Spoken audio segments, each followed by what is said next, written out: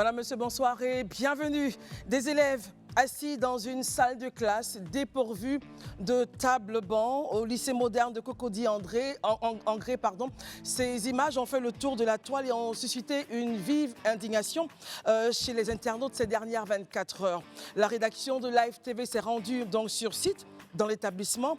Et vous en saurez plus donc sur cette affaire dans le journal télévisé qui vous sera présenté par Isabelle Vauvor à 19h45. Et nous aurons donc l'occasion justement de débriefer juste après. Merci d'être avec nous. Le Grand Talk démarre maintenant.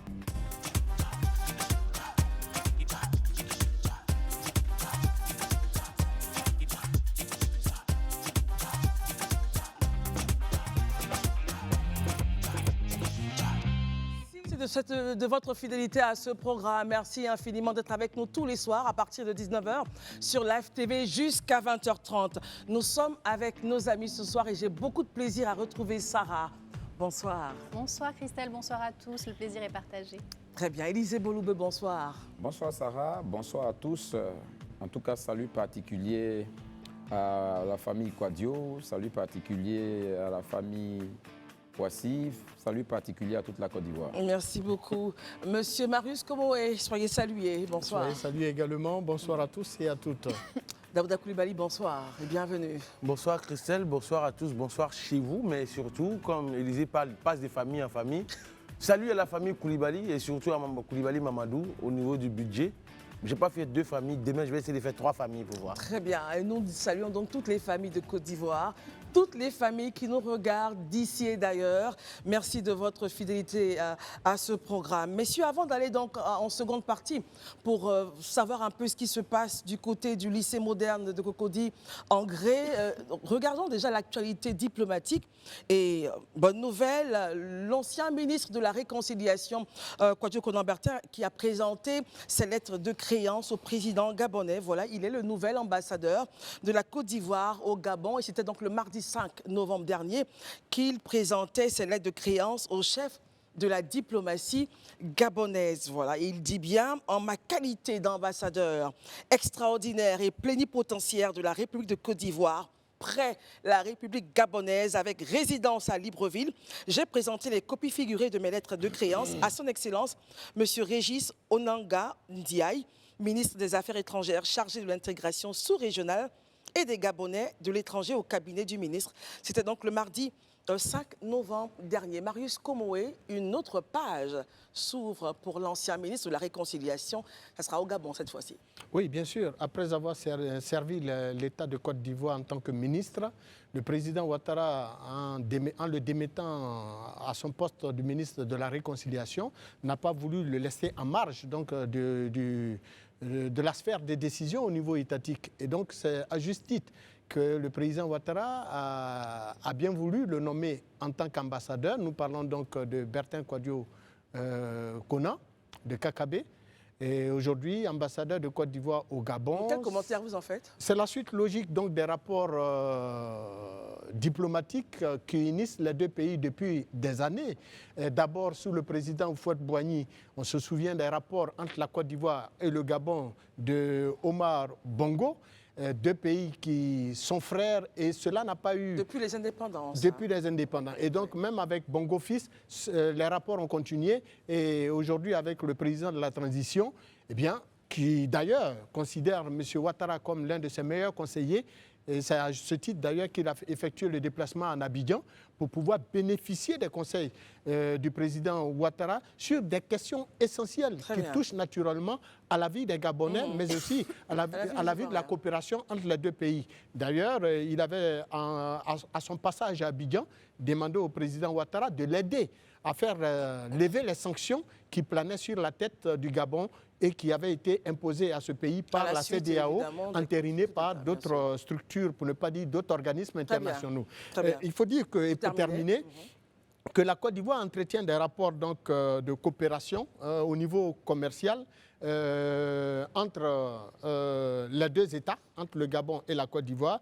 Nous avons des accords de suppression de visas au niveau pour les détenteurs de passeports diplomatiques et de services entre les 2 pays. Nous avons des accords de coopération en matière de transport public urbain entre la SOTRA et la SOGATRA. La SOGATRA, c'est l'équivalent de la SOTRA au Gabon. Nous avons aussi des accords de coopération interportuaire entre le port autonome d'Abidjan et le port d'Owendo tous ces au projets-là Gabon. seront portés par bien le entendu. nouvel Et donc, ambassadeur. Très bien. la Côte d'Ivoire n'a fait avec la transition gabonaise que redynamiser ces rapports de coopération non seulement bilatéral, mais également ces rapports de coopération bilatérale, mais également commercial entre les deux États. Daouda, nomination donc de son Excellence Kwadwo Konan-Bertin comme nouvel ambassadeur de la Côte d'Ivoire au Gabon. Dans quel environnement rejoint-il la capitale Libreville? Je pense qu'aujourd'hui, on peut dire que M. Kwadwo Konan-Bertin est un privilégié. Pourquoi? Non, privilégié dans la mesure où ce qui m'a été donné de voir, c'était véritablement de mémoire. Je pense que c'est même, d'aucuns diront que c'est historique, parce que généralement, pour ce qu'on voit dans tous les autres pays du monde, quand les ambassadeurs viennent présenter les lettres de créance, ils viennent par vague de 5, 6, voire 10 pour donner leurs lettres de créance au président. Mais pour celui de Kwadwo Konan-Bertin, j'avoue qu'il était seul à être reçu, parce qu'il y a d'autres ambassadeurs qui sont au Gabon qui attendent encore de donner leur lettre de créance. Ils n'ont pas pu. Mais pour lui, c'est que dans un premier temps, il a eu droit aux honneurs militaires, la revue des troupes, le tapis rouge. Franchement, j'avoue que c'était très important. Et justement, ça symbolise quoi? Justement, ça symbolise ce que Marius disait tout à l'heure, les rapports vraiment très fraternels entre le pays frère du Gabon et de la Côte d'Ivoire. Il faut dire que le père fondateur de la nation, Félix Houphouët-Boigny, et le père fondateur de la nation gabonaise, Omar Bongo, ont tracé les sillons de ce très bon rapport-là entre les deux pays. États. Les deux pays. Et au-delà de tout ça, disons que Oligui ça prouve en fait que le président de la transition gabonaise aujourd'hui a un respect profond pour le président Alassane Ouattara, parce qu'il est venu à Abidjan, ça c'est un premier point. Mais n'oubliez pas qu'aujourd'hui a commencé la campagne pour un référendum qu'ils vont aller voter bientôt. Et Ce sera le 16 novembre. Le 16 novembre. Et nous, vous savez qu'on a été confrontés à cette sempiternelle question du « et » et du « ou ». Et selon certaines indiscrétions, le président de la transition gabonaise a bénéficié des conseils et des orientations du président Alassane Ouattara. Et aujourd'hui, cet amendement a été apporté à la constitution gabonaise. Donc aujourd'hui, ils vont aller voter, soit ils veulent que leur candidat soit de père et de mère lui-même gabonais, ou bien de père ou de mère, ou bien de... Voilà. Donc je veux dire... Je donne la précision. Alors désormais, un seul parent gabonais, lui-même né gabonais, nécessaire à tout candidat à la présidence de la République. Par contre, dans l'ancienne version, les deux parents gabonais étaient nécessaires pour briguer. Voilà. Quand vous savez ce que nous avons vécu ici à cause de cette question de père et de mère, on sait que ce que ça nous a apporté. Je pense que forcément, quand on regarde, on se dit que le président sûrement l'a véritablement orienté. Quand tu penses à toutes ces orientations, quand tu penses à tout ce qu'il a pu lui apporter en termes de gestion de son pays, forcément, c'est tout à fait normal que quand l'ambassadeur plénipotentiaire Kakabe y va, franchement, qu'on lui déroule le tapis rouge, et ça dénote de la bonne santé des relations entre le Gabon et la Côte d'Ivoire. Sarah, juste des choses à rajouter à ce que Daouda vient de dire, ou vous dites non, il y a autre chose, il faut regarder autre chose. Allez-y. Alors oui, je suis d'accord sur le fait qu'il y a toujours eu de bonnes relations entre la Côte d'Ivoire et le Gabon, sur le plan diplomatique comme sur le plan économique. Les deux pays appartiennent à des organisations, des institutions internationales et régionales, comme l'Union africaine, la CEDEAO, qui sont communes. Moi, le point que j'ai envie de souligner un petit peu par rapport à cette actualité, plutôt, c'est le timing. Je trouve que le moment est assez bien choisi. Pourquoi? Parce qu'on est dans une période un peu de réorganisation politique au niveau du Gabon. Donc c'est vraiment le moment clé où il faut chercher à consolider les relations avec le Gabon, à les solidifier sur 3 grands domaines. Je pense que c'est ceux aussi qui ont été cités. Il y a le développement des infrastructures, bien sûr, mais il y a le domaine de la sécurité. et surtout la stabilité régionale. Et au vu des tensions qui puissent exister aujourd'hui avec les pays de l'AES, je pense qu'il est absolument primordial et intelligent de renforcer ses relations avec le Gabon. Il y a des partenariats stratégiques qui peuvent être renforcés, développés dans des domaines où la Côte d'Ivoire s'est aussi lancée quand il s'agit d'améliorer la transparence de la gestion publique, de moderniser ses institutions. Voilà, je pense que la Côte d'Ivoire a tout à gagner à se positionner aujourd'hui, à renforcer ses relations pour développer des partenariats stratégiques en commun. Avec le Gabon. Avec le Gabon, bien sûr. Allez, alors, Élisée, il faut quand même rappeler que le Gabon il y a eu un coup d'État quand même qui a fait évincer donc Ali Bongo Diba pour pouvoir arriver à sa tête donc le nouveau président. Et aujourd'hui, un ambassadeur est envoyé justement dans ce pays-là. Quel commentaire vous en faites, Élisée? Moi, je pense que déjà, M. Kwadwo Konan Bertin ne pouvait pas rêver meilleure destination. Pourquoi? Parce que déjà, ce n'est pas un diplomate de carrière. Voilà, ce n'est pas un diplomate de carrière. Et quand on n'est pas diplomate de carrière et qu'on bénéficie donc de cette nomination en tant que diplomate, mieux vaut aller en territoire où, je veux dire, les relations diplomatiques sont les plus apaisées possibles. Et donc, il ne pouvait pas rêver meilleure destination. C'est d'autant plus que tous ici, mes prédécesseurs l'ont dit, les relations aujourd'hui entre le Gabon et la Côte d'Ivoire, quoique ce pays a subi un coup d'État, continue de rester des relations très privilégiées. Justement, d'où vient la différence? Qu'est-ce qui fait la différence justement entre le Gabon et les autres États qui ont subi des coups d'État? Non, ce que je suis en train de dire, je veux dire qu'il y a des pays où très souvent, les relations diplomatiques ne sont forcément pas au beau fixe, où il y a quand même quelques tensions. Et ça, généralement, il faut envoyer quelqu'un qui est un diplomate de carrière, parce que la diplomatie en elle-même, c'est toute une science. Voilà. Clair. Mais Kwadwo Konan Bertin a pour lui l'avantage d'avoir été ministre de la Réconciliation et de la Cohésion nationale.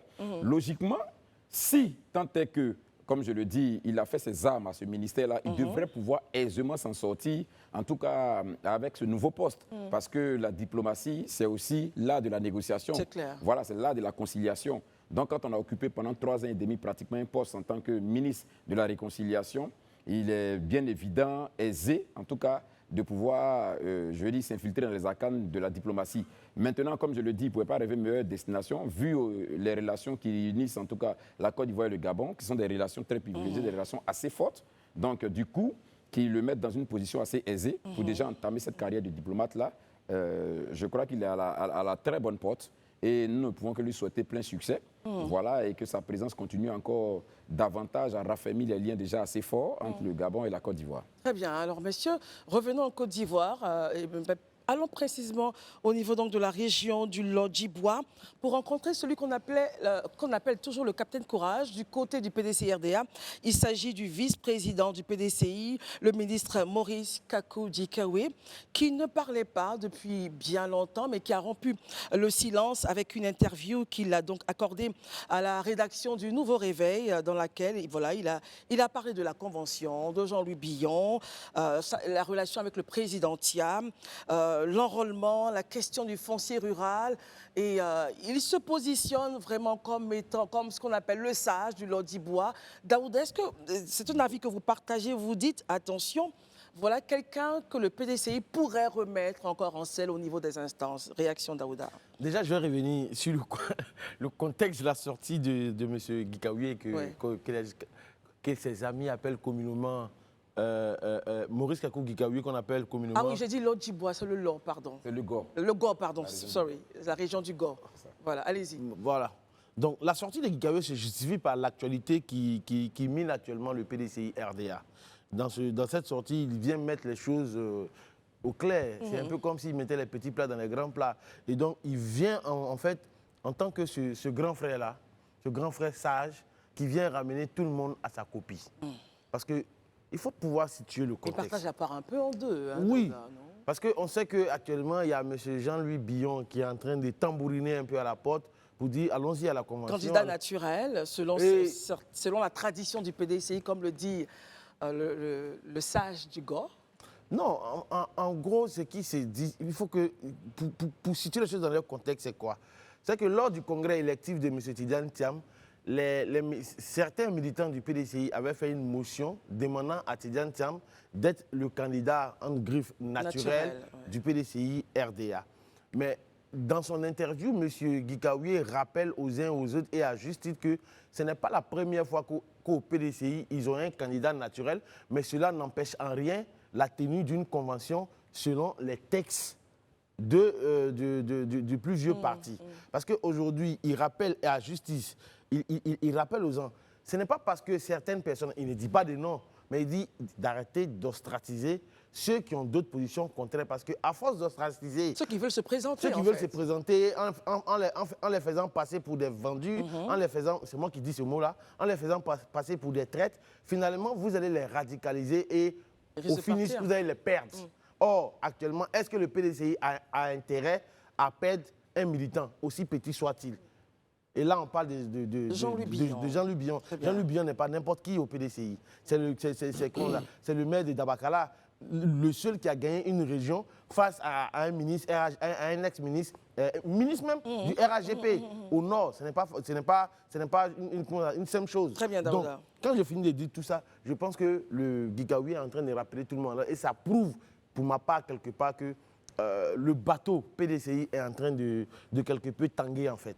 Parce que depuis le plus gros meeting de M. Tidiane Thiam à Soubré, où il a drainé du monde, un monde massif, après, quand on voit ces autres sorties, c'est comme si, en fait, la mouvance était en train de s'effriter un peu. Donc, oui, la mouvance est en train de s'effriter un peu. Et donc, je vais dire, techniquement, il serait bien, parce que quand il sort de son silence, le timing est très important. Parce qu'il est resté silencieux pendant très longtemps et son silence était vraiment assourdissant. Et là, il vient de parler. Je pense que les cadres du PDCI gagneraient à l'écouter. Alors, Daouda aime bien le dire, hein, le PDCI n'a jamais été aussi proche du pouvoir. C'est ce que vous avez dit. Oui, ils n'ont jamais été aussi proches de prendre le pouvoir. Vous maintenez votre position ou elle change maintenant? Non, je maintiens toujours ma position parce que quand je vois la démarche, non, je vais terminer sur ça rapidement. Quand je vois la démarche du PDCI qui est en train de sensibiliser, mobiliser les gens à aller s'inscrire sur la liste électorale, ils se disent qu'on peut gagner. Mais si ils ne ramènent pas tous les enfants du PDCI, ils ne vont pas à cette convention-là, je pense qu'à quelques mois de l'élection, ça sera difficile pour eux. Ils vont s'éloigner du pouvoir. Ils vont s'éloigner du pouvoir. Élisée Boloubeu, est-ce votre avis? Comment est-ce que vous appréciez la sortie justement de Maurice Kakou-Dikaoui depuis la région du Gor? Ok. J'ai lu cette interview-là et je tentais d'aller au-delà des simples mots que j'ai vus écrits. Quel constat vous en faites alors? Moi, je pense déjà que, un peu selon ce que Daouda a dit, hein, quand on lit cette interview, on voit déjà un Maurice Kakou-Dikaoui qui s'érige un peu en, je vais dire, cette mémoire-là du PDCI. La sagesse? Cette mémoire, je n'irai pas jusqu'à dire la sagesse, mais je dirais cette mémoire du PDCI, parce qu'il rappelle un peu les usages au niveau du PDCI. Tout à fait. Quand il s'agit de choisir un candidat, même sous Bédier le rappelle, il a toujours été question d'une convention. Donc il vient trancher sur la question des conventions, on ne fera pas de... C'est-à-dire, quoique naturellement, le président du parti soit considéré comme le candidat naturel, mais même s'il est le candidat naturel, il y a une convention pour désigner le candidat. Donc il le rappelle à toute fin utile, à tout le monde, qu'il y a une convention qui doit avoir lieu. Et tout le monde devrait se présenter. C'est d'usage au sein du PDCI. Et il dit aussi que c'est une occasion, une opportunité donnée à tout le monde de pouvoir se présenter, en tout cas tous ceux qui estiment qu'ils ont la capacité de pouvoir diriger ou d'être candidat de ce parti, de se présenter. Et il rappelle aussi que, contrairement à ce que les uns et les autres pensent, le fait que les gens viennent ou que les candidats soient même nombreux dans un parti, cela ne devrait pas en réalité effriter le parti. Non, pas du tout. C'est la manifestation du jeu démocratique au sein du parti. Ça, il le rappelle. Donc, il s'érige un peu en mémoire du PDCI, rappelant à tous aux uns aux autres, aux néo-militants, aux anciens comme aux néo-militants, que le PDCI a des usages, a une manière qui a toujours été une tradition. Voilà qu'il faut la respecter. Ça, c'est ce que je vois. Mais au-delà de ça, comme je dis, j'ai lu les mots, j'ai regardé un peu les mots. Il y a quelques éléments pour moi qui ont... Quoi qu'il n'ait pas dit ouvertement, mais qui laisse trahir le fait qu'aujourd'hui, Maurice Kakou-Dikaoui, quelque part, estime que le PDCI gagnerait dans ces instances, les toutes premières, qui dirigent le parti, à pouvoir y intégrer quand même ceux-là qui constituent la mémoire du parti. Parce que quand on lui demande pourquoi est-ce qu'on ne l'entend plus, il dit parce que je n'occupe aucune fonction à un certain niveau qui me permet de parler. Non, je ne suis ni secrétaire. Fait un travail extraordinaire. Voilà, je ne suis ni secrétaire exécutif, je ne suis ni porte-parole, je ne suis pas encore président du parti. Voici les trois personnes qui ont droit à la parole au sein du parti. Mais quand on regarde aujourd'hui l'ossature du PDCI, quand tu regardes le secrétaire exécutif, quand on regarde le président, quand on regarde le porte-parole, ce n'est pas forcément d'être en première ligne autant du président Bédier, à l'exception peut-être du porte-parole, qui lui encore était là.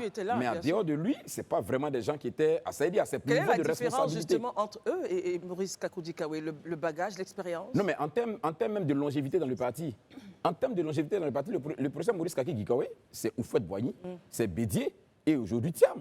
Donc, c'est toutes les générations du PDCI qui ont été vues en réalité. Une mémoire. Voilà, donc c'est vraiment une mémoire. Et quand il le dit, il interpelle les uns et les autres sur la nécessité de ne pas rompre avec ce qui fait la mémoire du parti, ce qui fait la force du parti, si tu veux, la quintessence du parti. Et ça, il le rappelle à travers ces mots-là.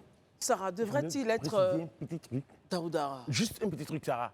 Sur la mémoire dont il parlait justement, Oui. parce que M. Maurice Kaké-Gawé, en son temps, c'est pas maintenant, il y a longtemps, il avait rappelé dans une de ses interviews où il disait que sous son lit de mort, Félix Houphouët-Boigny lui avait confié, Lui avait fait promettre. promettre de veiller sur Henri Konan Bédié et de veiller sur le PDCI.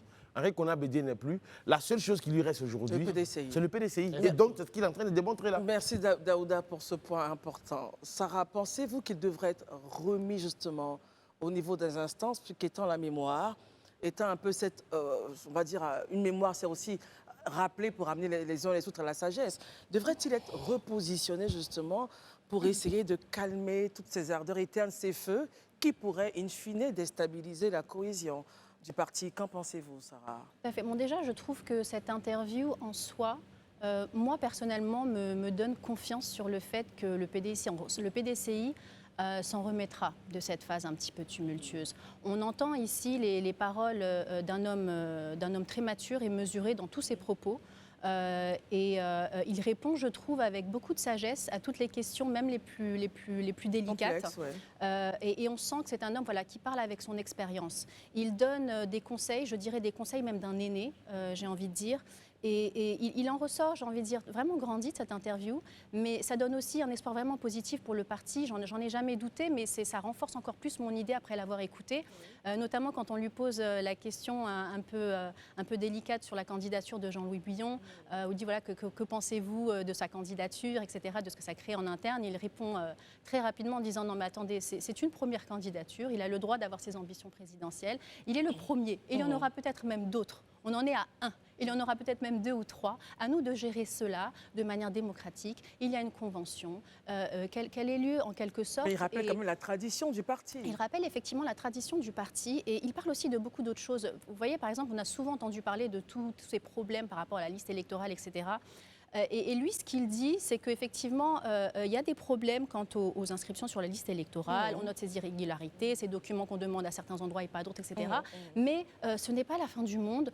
Mutualisons nos efforts et trouvons des solutions. Il est positif sur tous ces aspects-là et il se place au-dessus, si vous voulez, de ce nuage.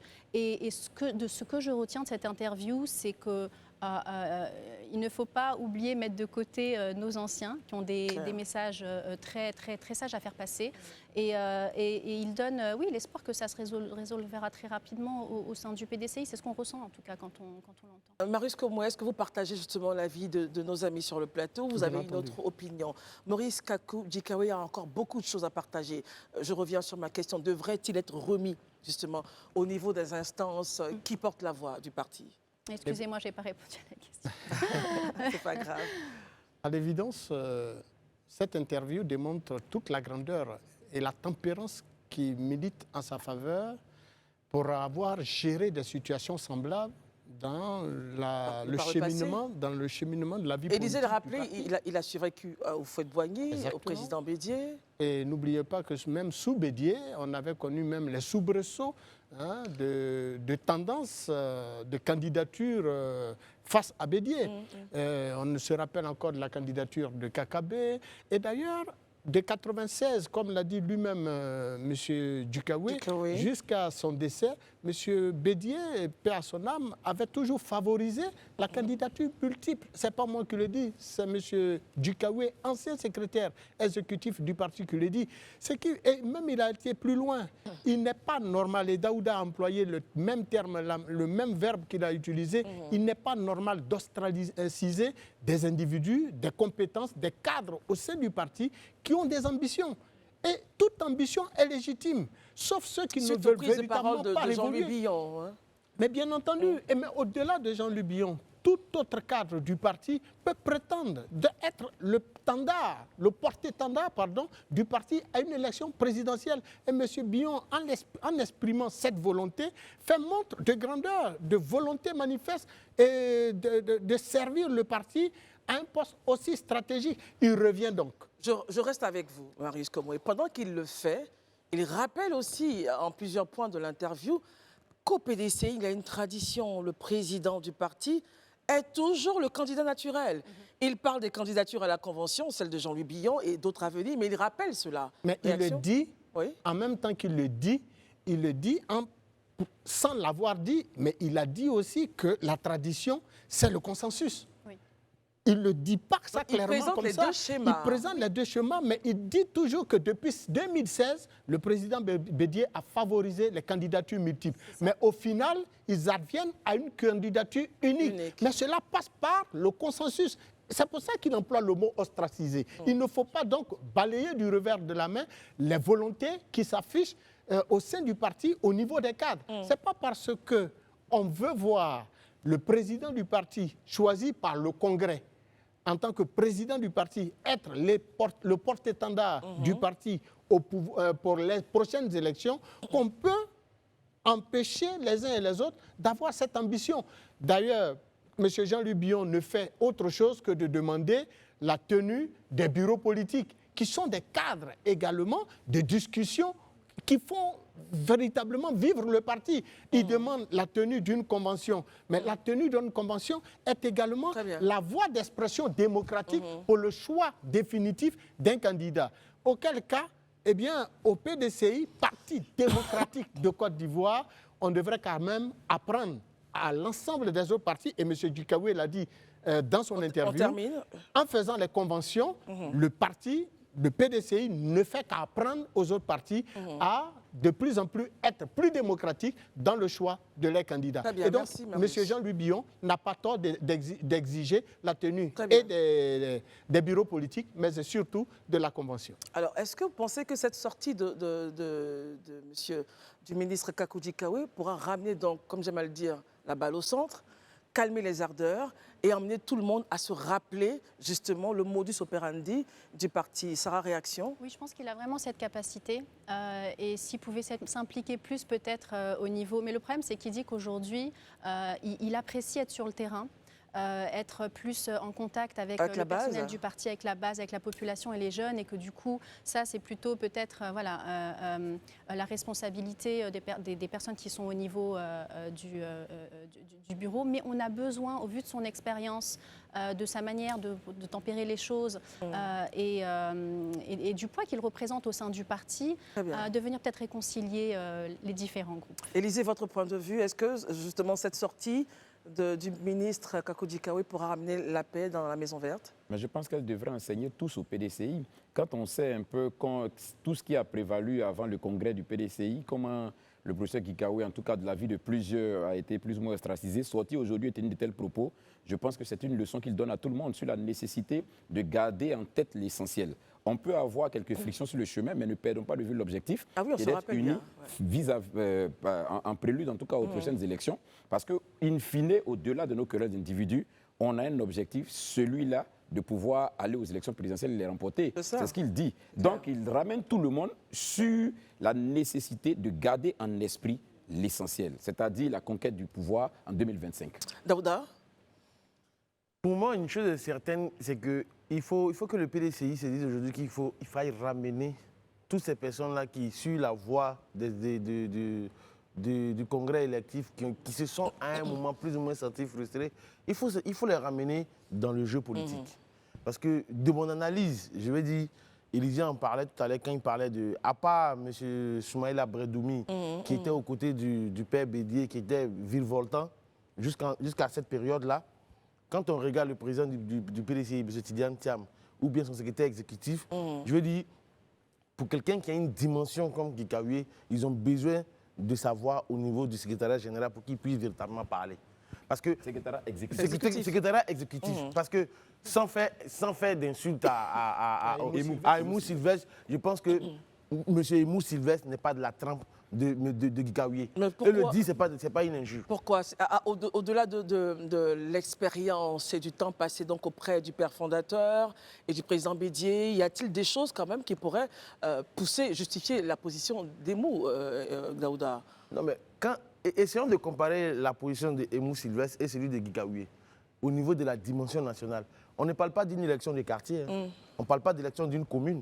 On parle d'une élection nationale. Or, dans une élection présidentielle, il faut avoir ce qu'on appelle des cadres politiques, ce qu'on appelle généralement des entrepreneurs politiques, des gens qui maîtrisent le terrain, qui sont connus sur le terrain. Donc, dès qu'il arrive, quand on dit, tu vois que tout à l'heure, dès que tu as commencé, tu as dit, Maurice Kakou Gikaoué, capitaine courage. Quand on dit capitaine courage, tout le monde sait que c'est de lui qu'on parle.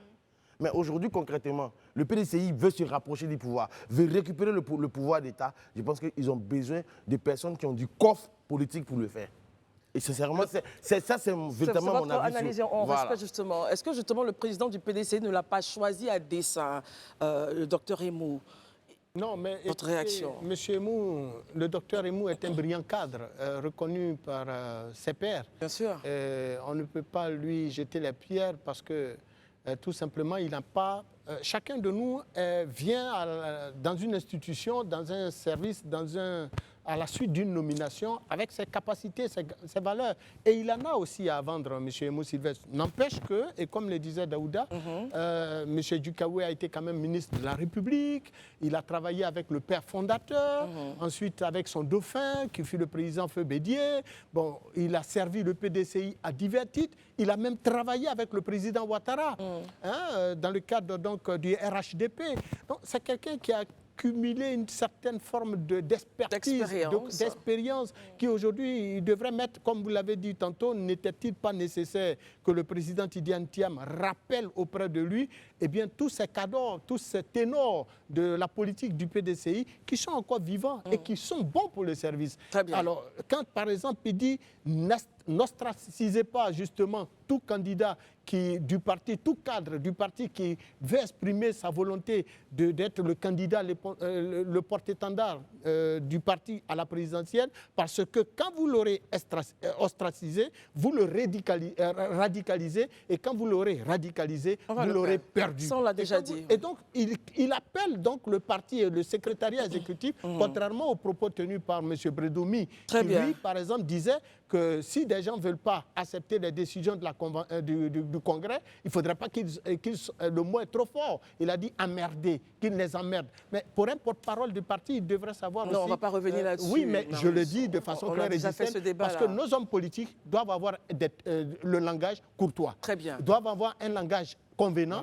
On l'a déjà dit et qui nous permet, au moins nous, pour prochaine génération, de pouvoir bénéficier de tout ce qu'ils nous auront appris. Très bien. Merci beaucoup, messieurs. Alors, sortons du PDCI et parlons de sécurité routière. Alors, chers amis téléspectateurs, 27 permis de conduire ont été donc simplement et purement suspendus pour faute grave. La commission ordinaire la commission spéciale technique de suspension et de retrait de permis de conduire, qui s'est tenue donc le jeudi 31 octobre dernier, a vu 27 conducteurs sévèrement sanctionnés pour divers manquements au code de la route. 40 dossiers de candidature de conducteurs ont retenu plusieurs infractions graves. L'alcool au volant, le non-respect des feux tricolores et la vitesse excessive. Sarah, quand vous entendez que cette commission-là, justement, suspend des permis de conduire 27 pour faute grave, vous dites bravo ou pas? Je dis enfin et bravo. Je dis enfin et bravo parce qu'on ne peut pas se permettre de continuer à utiliser les routes, de conduire, d'avoir un permis de conduire et de commettre des infractions aussi graves. Parce que derrière, si vous ne vous souciez pas de votre vie, de votre sécurité, il y a la sécurité des autres, il y a la vie des autres, de celle de parents, d'enfants que vous mettez en péril. Donc oui, je suis contente qu'il y ait ce genre de mesures, en fait, mais j'espère qu'il y en aura même plus et surtout de manière continue. Une vraie police de la sécurité routière qui puisse vraiment avoir tous les moyens pour faire son travail de manière assidue. En tant que personne lambda, je constate, moi, quand je prends le trajet pour aller au travail ou n'importe où, des accidents de la route assez graves chaque semaine. Et je suis gentille quand je dis chaque semaine, parce que parfois c'est chaque jour, chaque 2-3 jours. Il n'est pas normal qu'on ait un niveau quand même d'accident aussi élevé en Côte d'Ivoire. Je pense qu'il faut vraiment revoir beaucoup de choses, dont l'obtention peut-être du permis de conduire. Peut-être qu'aujourd'hui, il est peut-être un peu trop simple d'obtenir son permis de conduire. Je pense qu'il faut peut-être élever la barrière. Deuxièmement, la sensibilisation aussi sur le respect du code de la route, ce que ça implique de ne pas mettre juste une simple sécure de sécurité, est-ce que ça implique de dépasser la vitesse à plus de 15 km/h, etc. Il s'agit de la vie de nos concitoyens, il s'agit de savoir vivre ensemble et c'est aussi une histoire de civisme. Voilà, c'est un sujet tellement crucial, important, vaste effectivement, mais je salue cette initiative, bien sûr, je ne vais pas avoir pitié de personnes qui mettent la vie des autres en péril. En danger. Voilà. Élisée Boloube, 27 c'est assez pour vous, vous dites, oula, c'est trop peu. Non, pas du tout. Ce n'est pas maintenant que l'opération a commencé. Bien sûr. Voilà, le retrait des permis. Il y a une commission qui siège pratiquement chaque mois sur la question du retrait du permis. Et aujourd'hui, je pense qu'on... Mais même par mois, je veux dire, est-ce que vous dites 27 c'est assez ou c'est peu en fonction de la réalité sur le terrain? On ne pourrait pas dire que c'est peu, parce qu'il faut voir en amont tout ce qui a été déployé comme mesure dans le cadre de la lutte contre l'incivisme routier. Parce que ça, je dis, c'est des éléments de tout un système. Il y a un plan national sur la sécurité routière qui a été mis en place, une stratégie nationale de la sécurité routière. Ça, ce n'est qu'un pan de cette stratégie-là. Donc, tous ces éléments-là mis ensemble produisent des résultats. Aujourd'hui, on est à 27, on peut se dire que c'est un peu, mais je vous assure que quand l'opération démarrait de retrait des permis, on allait plus que ça. On était dans les 60, 70 et autres. Donc, c'est-à-dire que les gens ont commencé plus ou moins à prendre un peu conscience de la nécessité de pouvoir être plus vigilants au volant. Moi, je salue en tout cas l'action de la DGTCC, de la Direction Générale des Transports Terrestres et de la Circulation, qui vraiment fait un travail formidable. Ce n'est pas facile. Quand on regarde le niveau d'incivisme des Ivoiriens, ce n'est pas facile, honnêtement. Et aujourd'hui, arriver à obtenir de tels résultats, je vois que c'est des efforts qu'ils font. Mais en même temps, quand je finis de dire ça, je dis aux Ivoiriens, il faut à un moment donné qu'on arrête toujours à attendre qu'on nous fasse la police. C'est-à-dire? Mais commençons à prendre conscience nous-mêmes de l'importance de la vie, de notre vie, mais de celle d'autrui. L'alcool au volant. Mais oui, à un moment, il faut commencer à prendre conscience. On ne va pas toujours faire la police. Nous-mêmes, nos enfants, là, il y a des moments où on les éduque et puis il y a des moments où on les laisse prendre des responsabilités. Donc, à un moment donné, quand même, il faut que nous, citoyens, on commence quand même aussi à être responsables dans ce qu'on fait. C'est quand même important, surtout quand on a nous-mêmes notre vie en main, mais surtout la vie aussi d'autres personnes. Bien sûr. Ça, il faut vraiment faire attention. Moi, l'une des choses, franchement, qui m'horripile, ça, je le dis honnêtement, sans faux fuyant, à Abidjan ici, c'est la conduite des engins à 3 roues et 2 roues. Franchement, ça, pour ça simplement même là, je veux qu'on me donne pour 48 heures le poste de ministre de la Sécurité. Non, mais je vais mettre fin à tout ça. Vous pensez qu'il ne fait pas assez pour pouvoir reprendre sa place? Il faut assez, mais je pense qu'ils tolèrent un peu parce qu'ils se disent qu'il faut les sensibiliser. Moi, je pense honnêtement qu'on en a suffisamment fait en matière de sensibilisation. Les motocyclistes et les électriciens. Il faut maintenant passer à la coercition. Parce que pour au moins 80%, je vous assure, des accidents, je dis aucun ne l'assiste, là, pour les 80%, c'est les engins à 2 roues et puis les tricycles. Non, même les voitures. Oui, des voitures, d'accord, mais les engins, non, les engins à 2 roues qui sont, et les tricycles qui sont vraiment, aujourd'hui, les facteurs d'accident, les premiers facteurs d'accident. Et ça, il faut qu'on trouve une solution. C'est vrai que la police, chaque fois, fait des opérations et ça se voit. Mais je crois qu'il faut aller plus loin. Voilà, il faut corser ces opérations peut-être. Très bien. Daouda, réaction justement sur ces permis suspendus et aussi le point d'Élysée des engins à 2 roues, à 3 roues qui font un peu quelquefois la pluie et le beau temps sur nos routes. Déjà, les permis suspendus, bon, ce n'est pas la première fois, on est à la énième fois des éditions des permis suspendus. Mais pour moi, il faut en fait étendre la suspension de ces permis aux 2 roues. Parce que beaucoup de personnes ne le savent peut-être pas. Mais les engins à 2 roues et 3 roues doivent aussi avoir des permis. Et donc, normalement, oui. C'est ce qui est dans la loi et c'est ce qui doit se faire. Mais malheureusement, sur le terrain, 3 quarts des usagers des engins à 2 roues et 3 roues n'ont pas de permis, ils ne portent pas de casque. De casque. Et c'est Ils eux sont souvent 2 à 3 aussi. Voilà, c'est eux qui font des dépassements à gauche, à droite. S'ils peuvent même s'envoler, monter sur votre voiture. Voilà, franchement, ils peuvent monter même. Ils se faufilent. S'ils peuvent monter sur votre voiture, ils vont monter sur la voiture pour avancer. C'est pas exagéré ça, Daouda? C'est caricatural, mais c'est un fait. Ils ne peuvent pas s'envoler quand même. C'est une caricature pour montrer combien les usagers des engins à 2 roues mais sont indisciplinés sur la route. Première chose. Et je pense, moi sincèrement, je vais dire, il faut que l'État légifère une bonne fois pour toutes sur ces questions de moto. Vous vous rappelez, il y a une année, on a reçu le ministre du Transport à la même place où Élysée a assis. On a parlé de la question des motos à Bouaké. Mais aujourd'hui, regardez Abidjan et le Grand Abidjan. On est inondé de motos. on est envahi de Il va motos. falloir qu'on puisse trouver justement la Mais législation sérieusement, en vigueur. c'est vrai qu'on là-dessus. parle comment on appelle ça, des livraisons et autres là, mais franchement, il faut que ça s'arrête à un moment donné. Il ne faut pas mettre, parce que ces gars, à cause de l'argent qu'ils sont en train de rechercher, on nous parlera d'emploi, mais ils mettent leur vie en danger Et celle des autres en danger. Et malheureusement, ce qui se passe, vous ne pouvez pas quitter chez vous, arriver au travail sans voir le corps d'un usager d'engin à 2 roues et 3 roues sur la route. On peut commander à manger ou avoir des choses à livrer, mais forcément, après, il faut bien conduire. Marius, votre point avant le journal? Non, mais il faut dire que sur 40 dossiers, comme vous l'avez dit, étudiés par la commission de retrait des permis, si 27 de permis ont été retirés, c'est la suite logique donc, de l'incivisme qui règne sur nos routes. D'ailleurs, c'est des résultats que nous jugeons très encourageants et que nous félicitons. Nous félicitons donc la Direction générale des transports terrestres et de la circulation pour ces résultats, pour ces décisions qui nous rassurent quant à la mise en œuvre des tests qui régissent donc le secteur de la sécurité routière. Les autres l'ont dit, les 2 roues. Pour nous, il faut, et comme nous sommes très souvent en collaboration dans le cadre de nos activités de défense des droits et de protection des intérêts des consommateurs, nous sommes en collaboration avec la Direction générale des transports terrestres et de la circulation. Nous veillerons justement à interpeller justement... Vous et le comité en fait en charge. Nous allons, surtout la Direction générale des transports terrestres. Parce que vous êtes impliqués justement dans cette affaire. Bien entendu, nous allons leur demander de durcir justement les tests, la réglementation régissant justement l'usage des 2 roues et des 3 roues parce que les plus graves accidents que nous constatons aujourd'hui, tant à Abidjan que dans certaines villes de l'intérieur, sont de leur fait.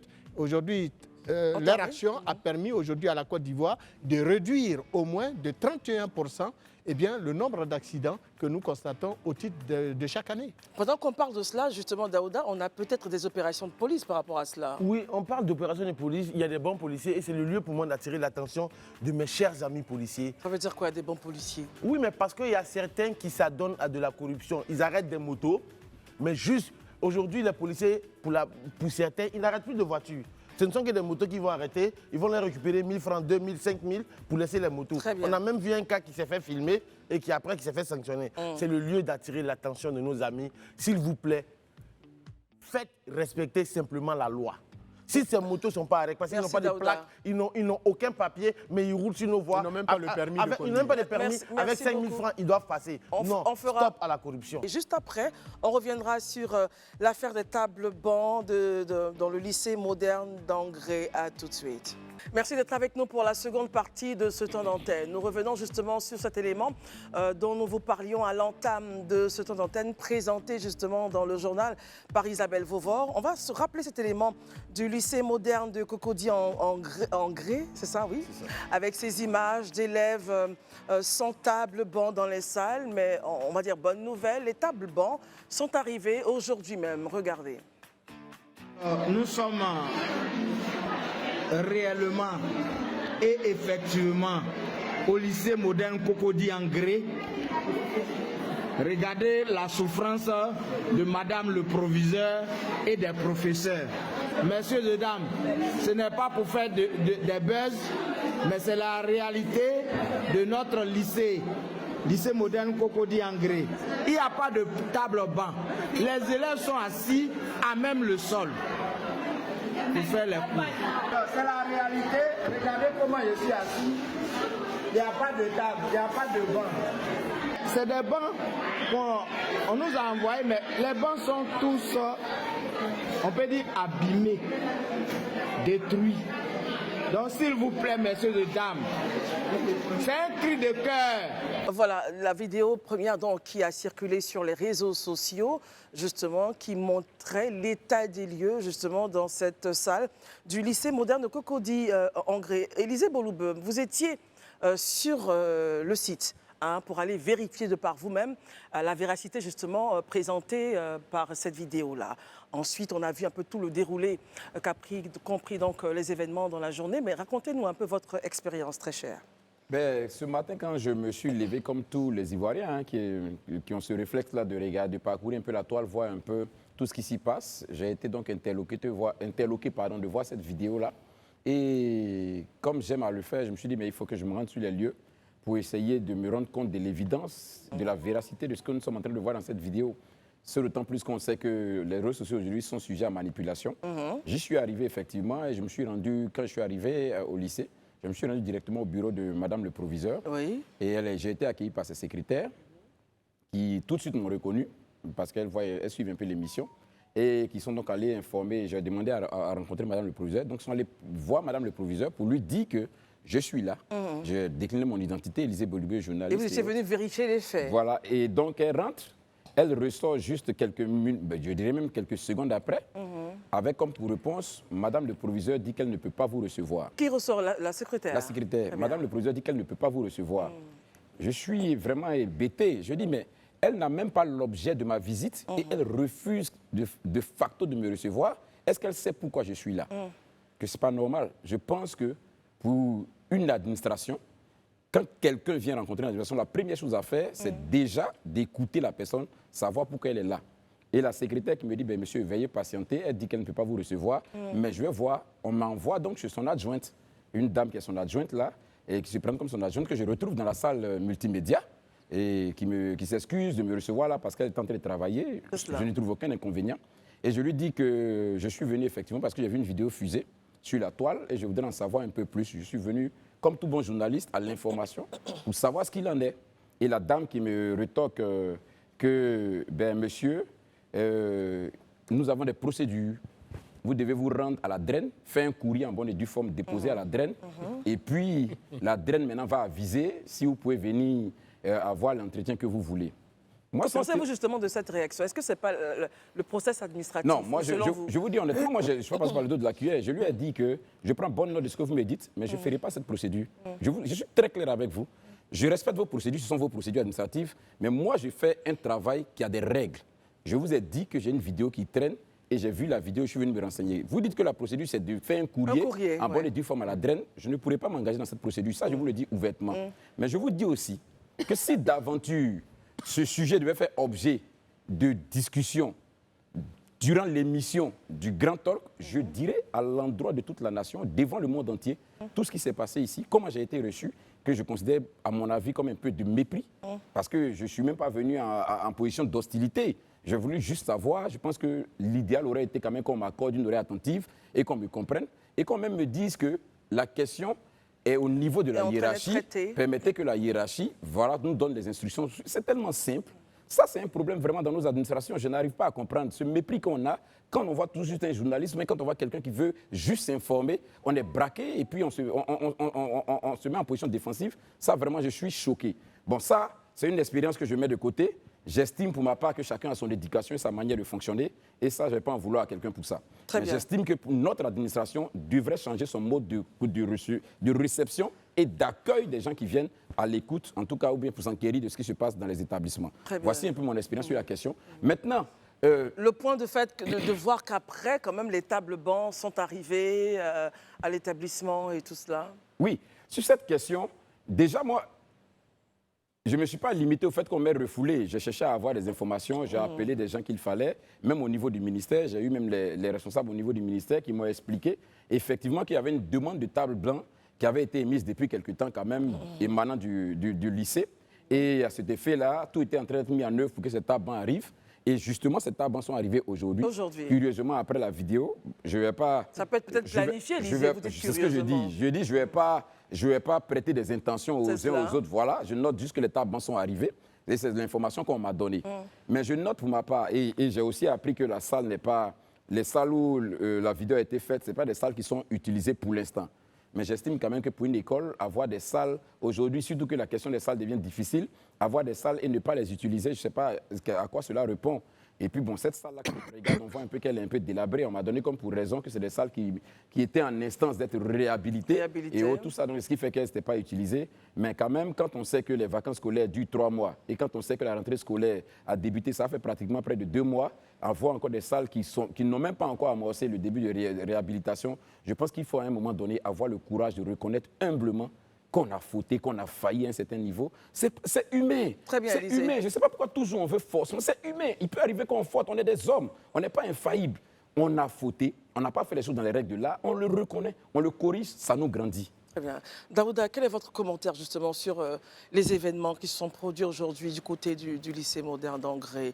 Déjà, la vidéo et puis le fait qu'on ait carrément rapidement essayé de pallier donc à cette difficulté pour mettre les enfants dans de bonnes conditions. Sans revenir sur ce que Élisée, a dit, oui. Christelle, j'ai honte. De quoi, Daouda? J'ai honte et... De quoi avez-vous honte, très cher? D'abord, nous sommes à Abidjan, capitale économique de la Côte d'Ivoire. Nous sommes à Cocody, commune où vit le président de la République. Oui, tout à fait. Dans une commune chic, Angré, où tout le monde a envie de vivre plus ou moins. Et c'est dans cette commune-là qu'on trouve une salle de classe comme ça. Quand tu finis de dire cela et que finalement, quand on part à l'information et qu'on se rend compte que la proviseure de l'école a demandé ces tables bancs. Élisée a dit tout à l'heure, on a fait 3 mois de congé. Ça fait combien de temps que les cours ont commencé? Ça fait 2 mois. Donc le processus avait été entamé pour demander les tables bancs. Donc, je veux dire, il y a un problème. Il y a eu un problème quelque part. Soit de 2 choses d'une, il y a une forme de négligence dans le modus operandi. Parce que je ne peux pas comprendre que l'éducation nationale, qui, à elle seule, absorbe 1236 milliards du budget de la Côte d'Ivoire, puisse venir nous dire qu'on a des problématiques de tabac. Et ce qui me des choque... process qui peut-être Qu'il y a question de process ou pas process, j'estime qu'il y a eu problème quelque part. Et ce qui me choque encore plus, c'est qu'aujourd'hui, on dépense des millions ou des milliards dans cette question de tabac. Vous vous rappelez qu'on a reçu ici le directeur de l'enseignement technique de la formation professionnelle, où je lui ai rappelé qu'on a une école qui fait de l'ébénisterie. Est-ce que le système éducation-formation... Est-ce qu'on ne pourrait pas les engager de sorte à ce que ceux-là puissent fabriquer des tables bancs pour nos écoles? On a la chambre des métiers également en Côte d'Ivoire. Mais ce n'est pas fait. On préfère à tout moment sortir de l'argent pour aller acheter des tables bancs, je ne sais où.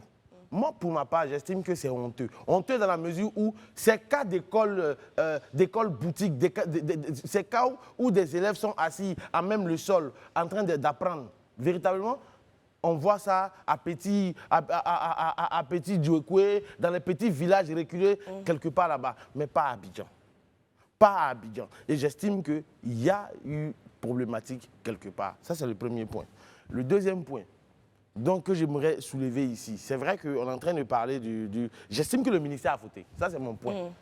Mais quelque part, il y a une part des responsabilités qu'il faut pouvoir ouvrir aussi. Laquelle, Daouda? C'est la responsabilité du district d'Abidjan.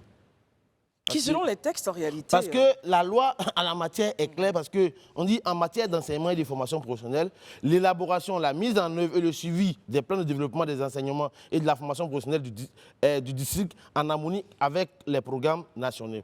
La construction, la gestion des universités du district, des grandes écoles, des lycées et collèges d'enseignement général, les lycées et collèges d'enseignement technique et professionnel et des centres de formation en harmonie avec les cas scolaires. Donc, en gros... Donc, selon la loi 2003, portant répartition des tâches. Voilà. Donc, cette tâche-là est dévolue au district. Donc, c'est le lieu pour moi d'en appeler au ministre-gouverneur Cissé Ibrahima Bakongo. C'est vrai, lutter contre le désordre urbain, c'est vrai. C'est bien de casser des maisons, c'est bien de casser des marchés, mais il est aussi important, monsieur le ministre, de s'atteler à ces tâches-là aussi. Parce que ces tâches-là sont dévolues au district. Il faut rendre à César ce qui appartient à César. Le ministère a fauté quelque part, mais le district devrait aussi jouer son rôle. C'est de ça qu'il s'agit. Parce que ce sont nos enfants qui sont dans ces écoles-là. Ce n'est pas normal. Marius Komoé, quel commentaire justement cela appelle de vous, vous qui êtes quelque part président de parents d'élèves, hein? Allez-y Marius, réaction. Au niveau de l'éducation, Daouda a dit, quand on voit tout ce que nous venons de suivre au lycée moderne de Cocody, on a un pincement au cœur. On a vraiment honte pour notre pays. Cela ne devrait pas se faire en 2024 sous nos cieux. Dans la mesure où nos gouvernants prétendent, je dis bien prétendent, donner à l'éducation nationale toutes ses lettres de noblesse.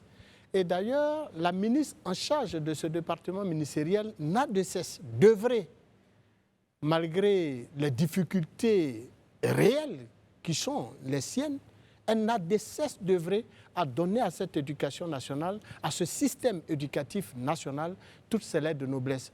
Dès sa prise de fonction, elle a dû donc aller vers ses dévanciers pour demander Pourquoi conseil. vous rappelez tout ceci, Marius? Nous le disons pour démontrer à quel point l'éducation nationale, l'éducation d'un peuple devrait être au cœur des préoccupations des gouvernants.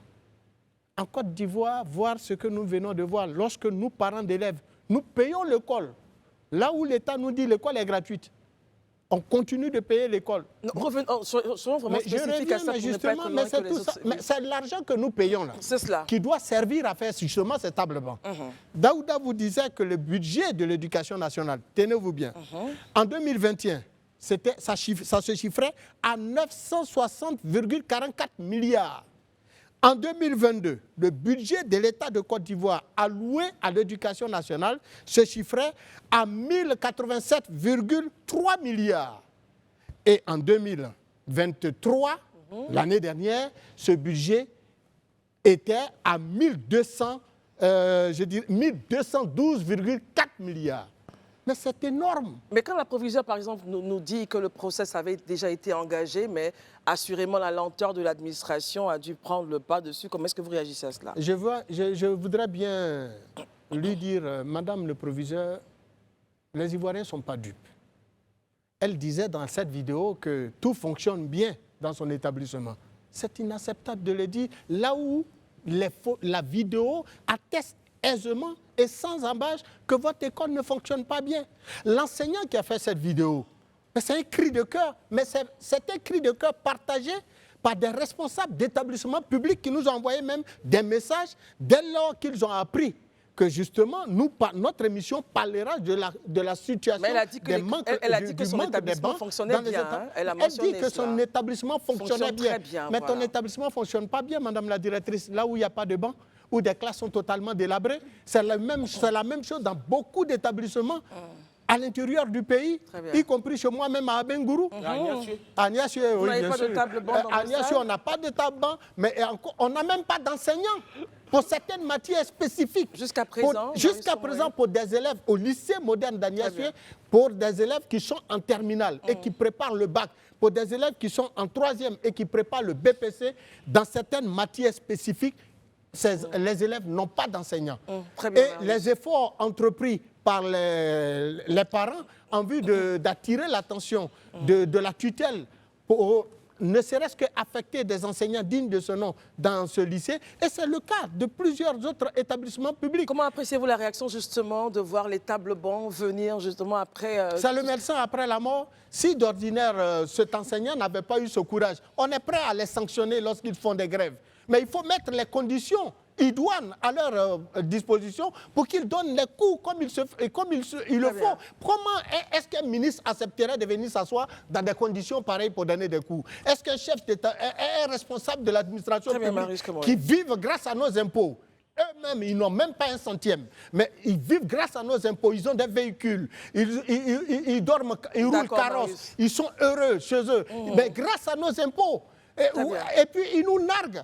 Nous qui les mettons dans des conditions pareilles, ils nous narguent en mettant nos enfants dans des conditions pareilles d'apprentissage. Est-ce qu'ils acceptent de voir eux-mêmes leurs enfants travailler dans de telles conditions? Ils accepteraient-ils? Je pense qu'ils amènent tous leurs enfants dans les grandes écoles à l'étranger. Il faut mettre un terme à cette façon de gouverner dans un pays comme le mien, j'ai dit. Vous avez plaidé. On vous a écouté. Sarah, sans commentaire, Sarah, réaction justement sur cette affaire, déjà la vidéo qui a été très virale sur les réseaux, et puis justement la réaction voilà, de ceux en charge pour amener les bancs et tout cela. Réaction. Oui. Alors, bon, d'abord, c'est très difficile de ne pas être d'accord avec M. Comé sur ce point. Je le rejoins complètement. Pour commencer très rapidement sur la forme, c'est important. Donc, on voit des images qui sont quand même très désolantes, mais peut-être aussi nécessaires parce que c'est le moyen qu'on a de constater ce qui se passe réellement. La réaction justement du professeur qui a mis à jour cette difficulté-là. Donc, voilà, ce genre de vidéos, je pense que sont nécessaires. Elles sont difficiles à voir, mais au moins, elles nous font prendre conscience d'une certaine réalité. Et surtout si c'est comme ça à Abidjan, comment ça peut être effectivement dans des zones plus reculées. Ce qui me gêne par contre un peu, c'est de voir les visages des enfants. On entendait le monsieur dire oui, montrez vos visages pour qu'on sache que c'est réel. Non, je pense qu'on n'a pas besoin de voir leur visage. C'est des mineurs, c'est des enfants, il faut protéger leur image. Moi, en tant que parent, je n'aurais peut-être pas vraiment apprécié. Mais encore une fois, c'est nécessaire. Dans le fond, j'ai plusieurs choses à dire. Et la première, c'est qu'effectivement, ce n'est pas normal, ce n'est pas acceptable de se dire qu'on a un budget qui est aussi conséquent, aussi important pour le secteur de l'éducation. Plus de 1200 milliards et que ce capital ne redescend pas. Mais ce budget peut être aussi expliqué, Daouda, parce qu'on a vu les investissements qui ont été faits. Ouais. Est-ce que justement cette vidéo devrait mettre en lumière le fait que ça ne redescend pas là où ça devrait, clairement. Et c'est un problème de prise de conscience, de priorité, de plein de choses. Vous savez, je vous donne un exemple très rapidement. Il y a 50 ans, la Corée du Sud, c'était un pays, on peut dire, en développement, où le PIB par habitant était très bas. Et ce qu'ils ont réussi à faire en 50 ans, c'est transformer leur pays. C'est devenu, là, aujourd'hui, l'économie la plus prospère d'Asie. En 50 ans à peine. Comment ? La principale action qu'ils ont entreprise, c'est d'investir massivement dans le secteur de l'éducation, faire en sorte que les futures générations, les élèves, aient accès à une éducation de pointe dans le domaine de la science, dans le domaine de la technologie. Ils ont complètement rénové le secteur. Et aujourd'hui, ils ont une main-d'œuvre extrêmement qualifiée. Pourquoi cet exemple-là, Sarah, je donne cet exemple parce que je pense qu'il est absolument crucial de faire ce parallèle dans le sens où nous, sur notre continent, on a toutes les ressources possibles et imaginables, que ce soit dans le domaine de l'agriculture, de la mine, or, etc. On sait depuis plus de 100 ans, on entend le même discours, on a toutes les matières premières possibles pour nous rendre riches, mais on ne sait pas les transformer. On dépend encore de l'étranger, etc., pour transformer nos propres matières premières. Pourquoi ? Parce que justement, on n'a pas encore suffisamment de main-d'œuvre spécifique et qualifiée pour transformer nos propres ressources. Ça, c'est un problème au niveau de l'éducation. Il y a de la main-d'œuvre. Alors, ce n'est pas que le problème de la Côte d'Ivoire, c'est un problème vraiment régional. Il y a des pays qui ont investi assez bien dans le secteur. Ce n'est vraiment pas que le problème de la Côte d'Ivoire, ce n'est pas juste pour pointer la Côte d'Ivoire, c'est un problème beaucoup plus vaste que l'on a sur le continent. Alors oui, on a des écoles, on a de plus en plus d'écoles spécialisées, etc., mais ce n'est pas suffisant. Et aujourd'hui, ces images viennent justement nous donner une gifle et nous rappeler que ce n'est pas la priorité, pour tous en tout cas. Élisée Boloube, on a commencé avec vous justement sur ce sujet-là. Quand on finit de dire cela et quand on voit un peu la réaction donc, non seulement du professeur, du proviseur et de l'autorité en face pour amener les tables blanches, parce que ça aurait pu ne pas être fait. Mais il y a quand même une célérité après que justement ceci a été dénoncé à réagir à ramener les tables blanches pour mettre les enfants dans de bonnes conditions. Je vous donne le mot de fin sur le sujet, Élisée. Moi, ce que je veux dire, je pense que les uns et les autres ont dit l'essentiel. Ce sur quoi je veux juste rebondir, c'est d'interpeller les uns et les autres. Ces genres de vidéos qu'on publie ou qu'on met, ce n'est pas dans le but d'incriminer quelqu'un, ce n'est pas dans le but de livrer quelqu'un à la vindicte. Moi, je pense qu'il faut que les uns et les autres, que ce soit les responsables des établissements, que ce soit le ministère, que ce soit même les parents d'élèves, parce qu'ils ne sont pas exempts de ça. Parce que si les parents d'élèves se souciaient des conditions d'études de leurs enfants, ils auraient découvert ça depuis et ils auraient interpellé l'établissement. Il faut qu'on comprenne nous tous que ces genres de vidéos-là, c'est comme une interpellation globale et générale. Il faut que ça nous amène à rentrer en nous-mêmes, à être humbles et à comprendre qu'en tant qu'homme, c'est vrai qu'on peut fauter. Comme je le dis, l'erreur, elle est humaine, mais c'est persister dans l'erreur qui devient diabolique. À un moment donné, il faut qu'on se dise, les gars, ça n'a pas fonctionné comme il se devait. La machine a été grippée. Il faut qu'on voie où il y a eu le problème. On le résolve. Ce n'est pas de juste brandir l'épée de Damoclès sur la tête de l'enseignant. On va t'affecter ici. Ou bien on va punir ceci. Ce n'est pas ça le plus important. Le plus important aujourd'hui, on a une image à défendre au niveau international et au niveau national. La Côte d'Ivoire, telle qu'elle est aujourd'hui, telle qu'elle est perçue à l'international, ne peut pas se permettre d'offrir un tel spectacle à Abidjan, une école qui est cette salle. Si on comprend ça, nous tous, on se met en ordre de bataille et puis on trouve les moyens pour ne plus que ça se répète et qu'on puisse corriger. C'est de ça qu'il s'agit. Voilà, on est des hommes, on peut faillir quelque part, mais il faut qu'on prenne conscience de nos erreurs, de nos lacunes et qu'on les corrige et on avance. C'est comme ça qu'on devait comprendre ces genres de vidéos. Merci en tout cas infiniment à tous ici d'avoir donné de votre voix et poussé, en tout cas depuis ce matin, poussé à ce que justement la situation puisse aller de mieux en mieux. Les enfants ont eu des tables bancs. Le professeur Ficot, on pense bien qu'il ne l'a pas fait dans une vision de dénigrer, mais c'était un cri de cœur qu'il a eu à faire. En même temps, quand on dit ça, on voit aussi bien que les investissements ont été faits au niveau de l'éducation nationale. Après, il faut regarder de façon plus synthétique les endroits où on n'a pas encore touché la problématique et puis essayer de les résolver au fur et à mesure. Mais en tout cas, il faut voir les efforts de l'État et puis ce qui reste à faire. Je pense que c'est ce qui donc a dirigé nos interventions sur ce plateau. Merci de nous avoir suivis. Les programmes continuent sur la FTV. Bonsoir et à demain.